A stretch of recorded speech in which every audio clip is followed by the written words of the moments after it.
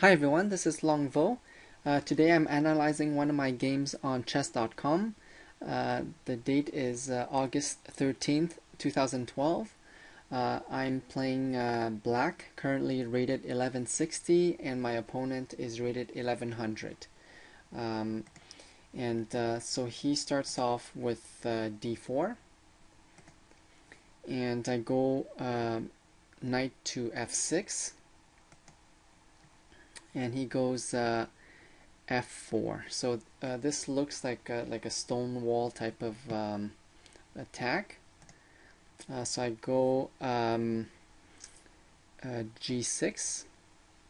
I still don't know my openings, but I sort of have an idea that if he does a stone wall type of attack here, I do want to eventually control the dark squares and fight back and not let him take control of that. So with a fianchetto bishop here putting pressure on that pawn, I could probably undermine it somehow.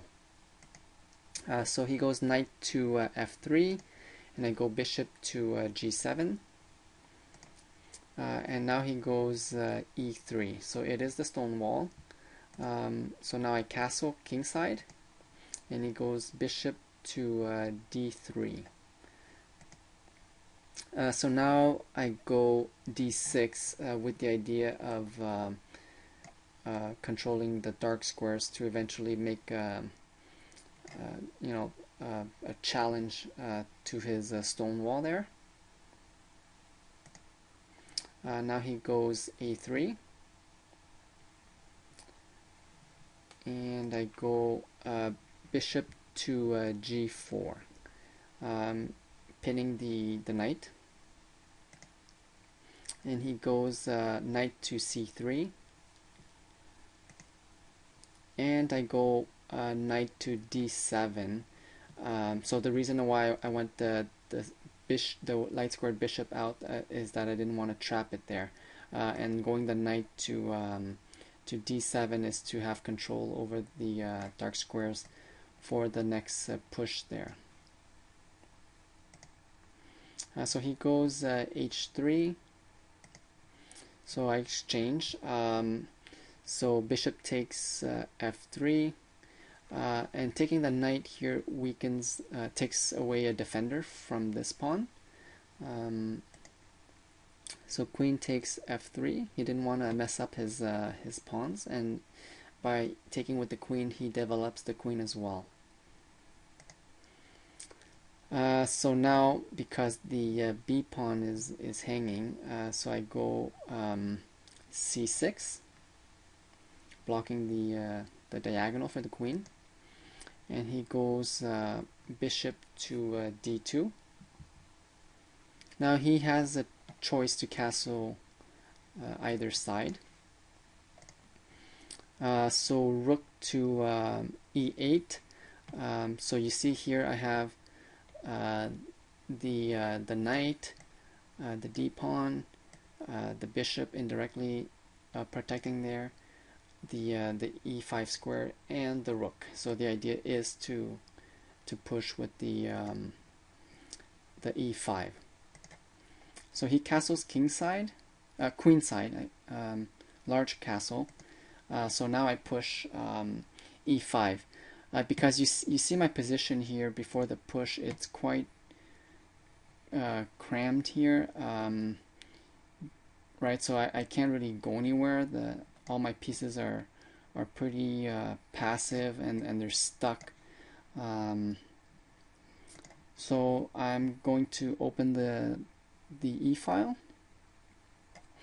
and I guess if he decides to keep it closed, well, he can't, because he has to make a decision. Either way, I'm going to take something to open up the e-file. But if he does decide to push here, the knight and the pawn here are controlling that square. So he goes d takes e, and d takes e. So now the d file is open. Now he wants to keep it closed.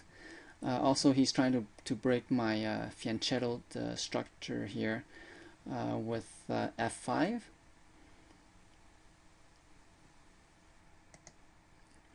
So I keep pushing with e4, and so I'm forking the queen and the bishop there. So he has to make a choice, and I'm basically sacrificing a pawn here to open up the position. So he goes knight takes e4, and knight takes e4, opening the diagonal for the dark squared bishop, and opening the file for the rooks. And the d file here is wide open. So now, even though I'm down a pawn, I think it's okay compensation here, because my whole center here is opened. I'm not threatened by this pawn because I can simply take, and I'll probably take with the h pawn if necessary. So bishop takes e4. So now the bishop and the pawn here is doubling up here to attack the g pawn. But now's the time to start developing. So knight to c5, attacking the bishop, and also opening the file for the queen. So now he goes f takes g. So I don't know if I should have I don't know if I should take it with the knight first, but then if I do that, then he takes another pawn, and plus he really weakens the king side, so I felt I had no choice but to take back with h takes g. But it gives his bishop a way out. No, actually it doesn't. So he goes rook to f1, threatening check here. And so I was thinking here that if he did that, would I be in trouble, right? So I still have a way out here, and because the position is pretty open here, I could bring the rooks in for defense. So I felt that attacking, getting rid of that light squared bishop was more important. And I would be up a piece. So knight takes e4, and I'm also threatening the other bishop. So he goes queen takes f7, check, king to h8, so I'm okay. Now it's the king side is getting pretty weak, but I'm up a piece. So if somehow I could just reconcile my pieces, just to bring them back and hold the position, eventually I'll be up a piece, and that would be okay. And I didn't feel he had enough pieces in the attack to checkmate my king. So he goes queen takes g6. So he totally destroyed the pawn structure here. My king is totally vulnerable. So at this point, there's a couple of things I could do.